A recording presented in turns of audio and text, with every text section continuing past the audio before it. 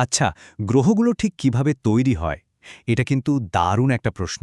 আর এর উত্তরটা একটা মহাজাগতিক গোয়েন্দা কাহিনীর চেয়ে কম কিছু না। চলুন আজ সেই গল্পটাই একটু শুনে আসি। তো এই যে আমাদের সৌরজগৎ, এর শুরুটা কিভাবে হয়েছিল? এই একটা প্রশ্ন দিয়ে কিন্তু সবকিছু শুরু। আর এর উত্তর পেতে হলে আমাদের এক্কেবারে টাইম মেশিনে চড়ে বসতে হবে। ফিরে যেতে হবে সেই আদিকালে। ভাবা যায় আজ থেকে প্রায় 4.5 বিলিয়ন বছর আগের কথা। তখন না ছিল আমাদের এই পৃথিবী, না ছিল অন্য কোনো গ্রহ, কিচ্ছু না। আমাদের এই চেনা সৌরজগৎটা তখন ছিল একদম অন্যরকম একটা জায়গা। অন্যরকম মানে তখন আজকের এই সূর্য বা কোনো গ্রহের অস্তিত্বই ছিল না। তার বদলে কি ছিল? ছিল শুধু গ্যাস আর ধুলোর এক বিশাল ঘুরতে থাকা মেঘ। বলতে পারেন আমাদের সৌরজগতের একদম শৈশব অবস্থা। বিজ্ঞানীরা এই বিশাল মেঘটার একটা দারুণ নাম দিয়েছেন, সোলার নেবুলা। বাংলায় যাকে আমরা বলি সৌর নীহারিকা। আমাদের আজকের গল্পের শুরুটা ঠিক এখান থেকেই, কারণ এই বিশাল ধুলোর মেঘের মধ্যেই কিন্তু লুকিয়েছিল আমাদের পুরো সৌরজগতের ভবিষ্যৎ। আচ্ছা, তো এই মেঘ থেকে কিভাবে গ্রহ তৈরি হলো? এর জন্য একটা বেশ পুরনো আর ক্লাসিক থিওরি আছে। ব্যাপারটা অনেকটা একটা রেসিপি ফলো করার মতো। চলুন দেখি সেই রেসিপিটা কি। তো রেসিপির প্রথম ধাপটা কি? প্রথমে ওই গ্যাস আর ধুলোর মেঘটা সূর্যের চারপাশে ঘুরতে ঘুরতে একটা চ্যাপ্টা চাকতি বা ডিস্কের মতো হয়ে গেল। এরপর দ্বিতীয় ধাপে ওই ডিস্কের মধ্যে থাকা ছোট ছোট পাথরের কণাগুলো অনেকটা ধুলোর মতো একে অপরের সাথে ধাক্কা খেয়ে লেগে যেতে শুরু করল। তারপর তৃতীয় ধাপে এই কণাগুলো জমতে জমতে আরও বড় হয়ে তৈরি হলো প্ল্যানেটেসিমেলস। এগুলোকে বলা যায় গ্রহের একদম ভ্রূণ অবস্থা।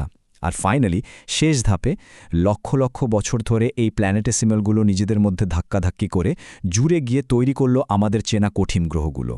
বেশ সহজ সরল একটা ধারণা, তাই না? মনে হচ্ছে যেন সবকিছু একদম মিলে যাচ্ছে। কিন্তু এখানে একটা বড় প্রশ্ন চলে আসে। এই থিওরিটা যদি সত্যি হয়, তাহলে আমাদের সৌরজগতের ভেতরের গ্রহগুলো পাথরে আর বাইরেরগুলো সব বিশাল গ্যাস জায়ান্ট কেন? মানে বুধ, শুক্র, পৃথিবী এগুলো সব পাথরের, আর বৃহস্পতি বা শনি এগুলো সব গ্যাসের তৈরি। এমনটা কেন হলো? আসলে এর উত্তরটা লুকিয়ে আছে সোলার উইন্ড বা সৌর বায়ুর মধ্যে। ভাবুন তো, আমাদের সূর্য যখন একদম তরুণ ছিল তখন সেখান থেকে মারাত্মক শক্তিশালী একটা কণার স্রোত বেরিয়ে আসত, ঠিক যেন একটা ঝড়। এই ঝড়টা কি করল?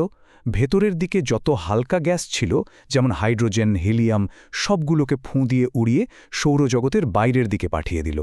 ফলে সূর্যের কাছাকাছি শুধু ভারী পাথরের জিনিসগুলোই টিকে থাকতে পারল। আর ওই উড়ে যাওয়া গ্যাসগুলো যখন বাইরের ঠান্ডা জায়গায় গিয়ে পৌঁছল, তখন ওখানকার বড় গ্রহগুলো নিজেদের গ্র্যাভিটি দিয়ে সেগুলোকে টেনে নিল।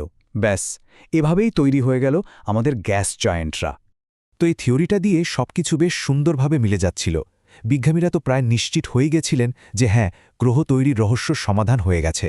কিন্তু গল্পের আসল টুইস্ট তো এখনও বাকি ছিল। এমন একটা আবিষ্কার হলো যা এই পুরো ধারণাটাকেই ওলটপালট করে দিল। সময়টা ছিল ১৯৯৫ সাল, জ্যোতির্বিজ্ঞানের ইতিহাসে একটা অত্যন্ত গুরুত্বপূর্ণ বছর।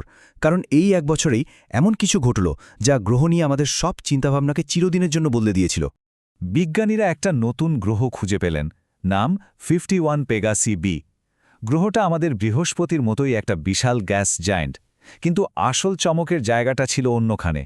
এই বিশাল গ্রহটা তার নিজের নক্ষত্রের একদম গা ঘেঁষে ঘুরছিল, যেটা আমাদের পুরনো থিওরি অনুযায়ী এক কথায় অসম্ভব।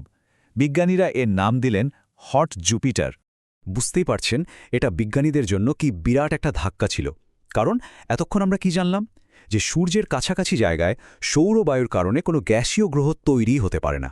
সব গ্যাস তো উড়ে যাওয়ার কথা। তাহলে এই হট জুপিটারটা ওখানে এলো কিভাবে? এটা একটা বিরাট বড় রহস্য হয়ে দাঁড়ালো।